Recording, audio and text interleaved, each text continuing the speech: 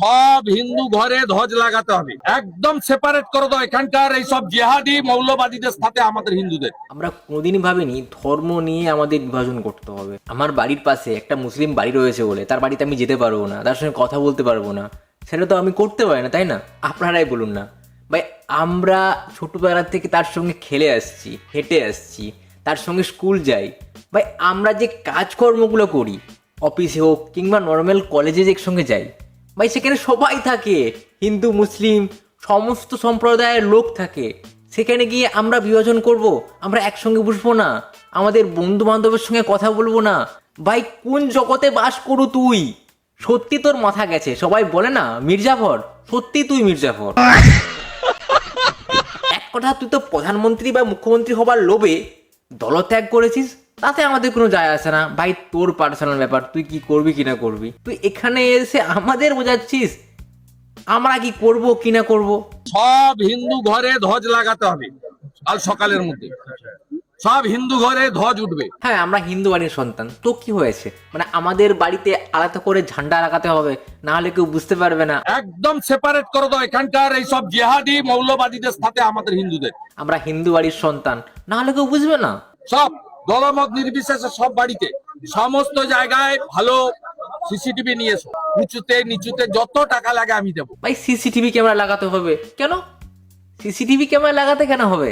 এখন এই পর্যায়ে চলে এসেছিস, তোরা নজরদারি করবি আমরা কি করব কিনা করব, সব চোখে চোখে দেখে রাখবি।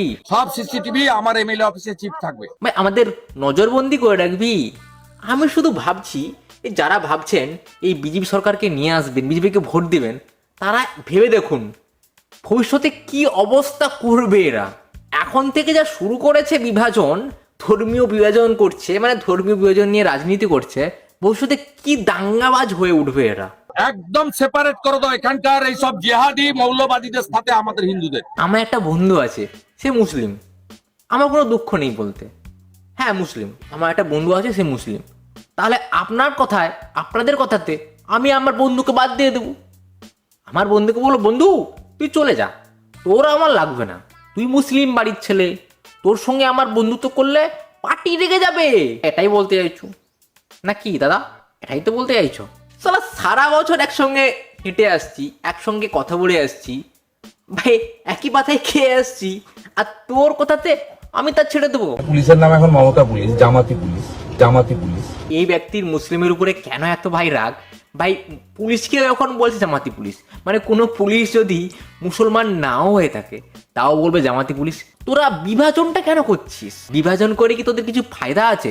হ্যাঁ যদি বলিস ফায়দা আছে তাহলে মানা যায়। আরেকটা কথা বলছি, যদি বিজেপি সরকার আসে না ভাই, মাংস খাওয়া উঠিয়ে দিবে। বিহারে না কোথায় আমি শুনতে পাচ্ছি তাদের নাকি মাংস ব্র্যান্ড করে দিয়েছে।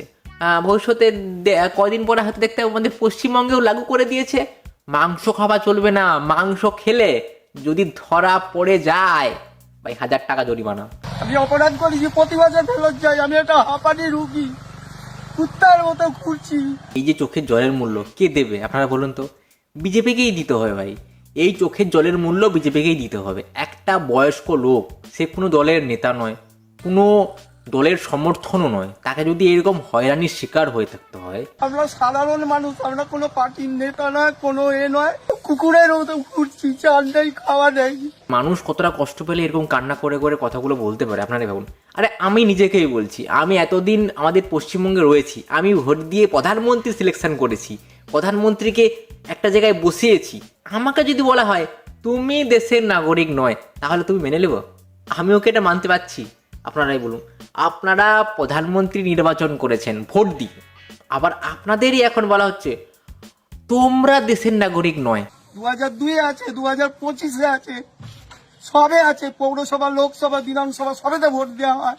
তাহলে দেশের নাগরিক কারা? আমরা যদি দেশের নাগরিক না হয়ে থাকি তাহলে দেশের নাগরিকটা কারা? যারা সিটে বসে আছে তারা? আমাদের প্রধানমন্ত্রী, মানে আমাদের মোদিজি? আমি বলবো তাহলে চেয়ারটারও দাম নেই। কেন দাম নেই?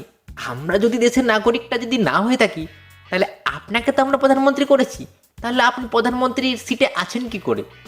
আমাদের ভোটের যদি দামই থেকে থাকে, আমরা যদি নাগরিক হয়ে থাকি, হয় আমরা নাগরিক, নয় আমরা নাগরিক নয়, তাহলে আমাদের ভোটের কোনো দাম নেই। আমাদের ভোটে যদি না দাম না হয়ে থাকে তাহলে আপনি প্রধানমন্ত্রীও নয়।